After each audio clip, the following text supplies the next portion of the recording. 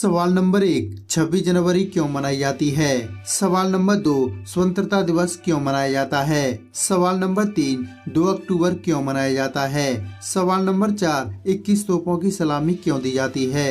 सवाल नंबर 5, गणतंत्र दिवस और स्वतंत्रता दिवस में क्या फर्क है? सवाल नंबर 6, परेड का आयोजन कैसे किया जाता है? इन सभी सवालों के जवाब जानने के लिए वीडियो को लास्ट तक देखते रहिए। देखते हैं आज इन सवालों के जवाबों पर कौन कौन लाइक कमेंट शेयर करता है। उम्मीद करूंगा इनमें से कम एक चीज तो आप जरूर करेंगे। चलिए इस वीडियो की शुरुआत करते हैं। हमारा पहला सवाल है, 26 जनवरी क्यों मनाई जाती है? गणतंत्र दिवस भारत का एक राष्ट्रीय पर्व है जो प्रतिवर्ष 26 जनवरी को मनाया जाता है। इस दिन सन 1950 को भारत सरकार अधिनियम 1935 को उठाकर भारत का संविधान लागू किया गया था। एक स्वतंत्र गणराज्य बनने और देश में कानून का राज स्थापित करने के लिए संविधान को 26 नवंबर 1949 को भारतीय संविधान सभा द्वारा अपनाया गया और 26 जनवरी 1950 को लागू किया गया था। 26 जनवरी को इसलिए चुना गया था क्योंकि 1930 में इसी दिन भारतीय राष्ट्रीय कांग्रेस ने भारत को पूर्ण स्वराज घोषित किया था। यह भारत के 3 राष्ट्रीय अवकाशों में से एक है।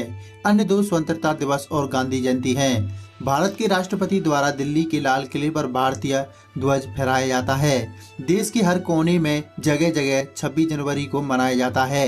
कई तरह के कार्यक्रम आयोजित किए जाते हैं। 26 जनवरी का यह त्योहार केवल भारत द्वारा ही नहीं मनाया जाता बल्कि दुनिया भर में निवास कर रहे प्रत्येक भारतवासी द्वारा मनाया जाता है। हमारा दूसरा सवाल है, स्वतंत्रता दिवस क्यों मनाया जाता है? सन 1947 में इसी दिन भारत के निवासियों ने ब्रिटिश शासन से स्वतंत्रता प्राप्त की थी।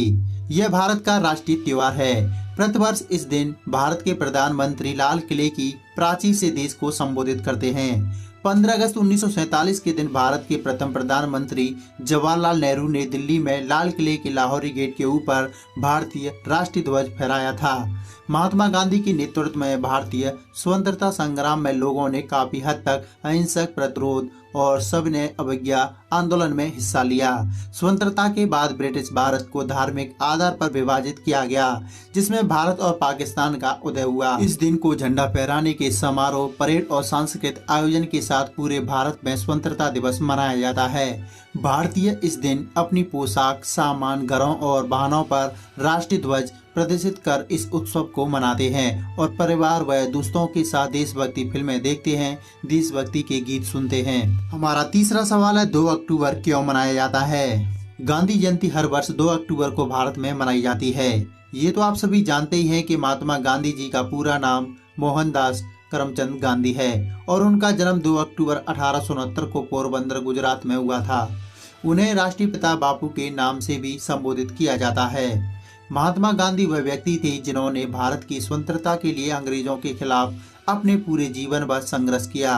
उनका लक्ष्य अहिंसा, ईमानदार और स्वच्छ प्रथाओं के माध्यम से एक नए समाज का निर्माण करना था। वे कहते थे कि अहिंसा एक दर्शन है, एक सिद्धांत है और एक अनुभव है जिसके आधार पर समाज का बेहतर निर्माण करना संभव है। उनके अनुसार समाज में रहने वाले प्रत्येक व्यक्ति को समान दर्जा और अधिकार मिलना चाहिए, भले ही उनका लिंग, धर्म, रंग या जात कुछ भी हो। भारत में और दुनिया भर में महात्मा गांधी को सादे जीवन, सरलता और समर्पण के साथ जीवन जीने के सर्वोच्च आदर्श के रूप में सराहा जाता है। उनके सिद्धांतों को पूरी दुनिया ने अपनाया है। उनका जीवन अपने आप में एक प्रेरणा है। इसलिए ही उनके जन्मदिन पर यानी 2 अक्टूबर को गांधी जयंती राष्ट्रीय अवकाश के रूप में मनाई जाती है। हमारा चौथा सवाल है, 21 तोपों की सलामी क्यों दी जाती है? दरअसल 21 तोपों की सलामी देना एक रिवाज है जो दुनिया के बहुत से देशों में प्रचलित है। इसका प्रयोग खास तौर पर देश के सर्वोच्च लोगों के सम्मान के लिए किया जाता है। हमारे देश में इसका उपयोग राष्ट्रपति के सम्मान में किया जाता है।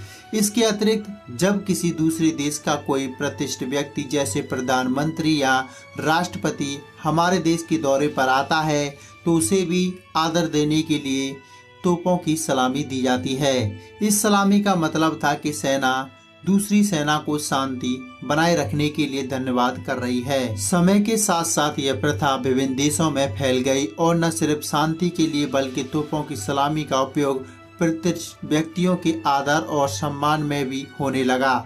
आज तोपों की सलामी कई प्रकार से दी जाती है और विशेष तौर पर इसका प्रयोग देश के शहीदों के प्रति आदर दिखाने के लिए किया जाता है। भारत में इस रिवाज की शुरुआत ब्रिटिश शासन के दौरान हुई और आज़ादी के बाद आज भी 21 तोपों की सलामी हर गणतंत्र दिवस पर दी जाती है। हमारा 5वां सवाल है, गणतंत्र दिवस और स्वतंत्रता दिवस में क्या फर्क है। नंबर 1, 26 जनवरी और 15 अगस्त दोनों ही राष्ट्रीय पर्व हैं। 26 जनवरी को गणतंत्र दिवस कहा जाता है और 15 अगस्त को स्वतंत्रता दिवस कहा जाता है। नंबर 2, गणतंत्र दिवस पर भारत का संविधान लागू हुआ था। संविधान में भारत के नागरिकों को कई अधिकार दिए गए, जैसे कि मौलिक अधिकार, भाषण देने का अधिकार आदि। वहीं स्वतंत्रता दिवस पर देश को अंग्रेजों की गुलामी से आज़ादी मिली और भारत एक स्वतंत्र देश बन गया। नंबर 3, पहले गणतंत्र दिवस पर देश के राष्ट्रपति ने अपना पद संभाला था और वहीं पहले स्वतंत्रता दिवस पर प्रधानमंत्री ने अपना पद संभाला था। देश के पहले प्रधानमंत्री पंडित जवाहरलाल नेहरू थे और पहले राष्ट्रपति डॉक्टर राजेंद्र प्रसाद थे। नंबर 4, 26 जनवरी पर देश की राजधानी में राजपथ पर गणतंत्र दिवस परेड निकाली जाती है, जिसमें शक्ति प्रदर्शन दिखाया जाता है। देश के किन किन क्षेत्रों में कितना विकास किया है। वहीं 15 अगस्त के दिन लाल किले पर प्रधानमंत्री भाषण देते हैं, जिसमें वो बड़ी बड़ी घोषणाएं करते हैं। नंबर 5, 26 जनवरी पर राजपथ पर राष्ट्रपति तिरंगा फहराते हैं। वहीं 15 अगस्त पर लाल किले से प्रधानमंत्री तिरंगा फहराते हैं। हमारा 6वां सवाल है, परेड का आयोजन कैसे किया जाता है। नंबर 1, गणतंत्र दिवस के आयोजन से कुछ माह पहले ही दिल्ली की सुरक्षा कई गुना बढ़ा दी जाती है। नंबर 2, दिल्ली पुलिस के कुछ चयनित जवान भी दिसंबर से ही सादी वर्दी में घूमते और स्ट्रीट शीटरों पर नजर रखते हैं। नंबर 3, जनवरी में परेड के नजदीक आते ही राजपथ और आसपास के इलाके खाली करवा लिए जाते हैं और भारी सुरक्षा बल तैनात किया जाता है, जिससे दिल्ली एक किले में तब्दील हो जाती है। नंबर 4, जिन जवानों को आगामी जनवरी में होने वाली परेड में हिस्सा लेना होता है, उन्हें यह बात पिछली जुलाई में ही बता दी जाती है, जिससे वह तैयारी कर सकें। नंबर 5, गणतंत्र दिवस परेड को देखने पूरे भारत से लगभग 2 लाख लोग आते हैं, जिनके बैठने की व्यवस्था की बहुत बड़ी जिम्मेदारी होती है। सभी लोगों के बैठने की व्यवस्था होती है, जिसका लोगों को टिकट लेना पड़ता है। नंबर 6, प्रधानमंत्री, राष्ट्रपति एवं मुख्य अतिथि के बैठने का इंतजाम एक बुलेट प्रूफ शीशे के पीछे किया जाता है, जिससे सुरक्षा में कोई रिस्क ना रहे।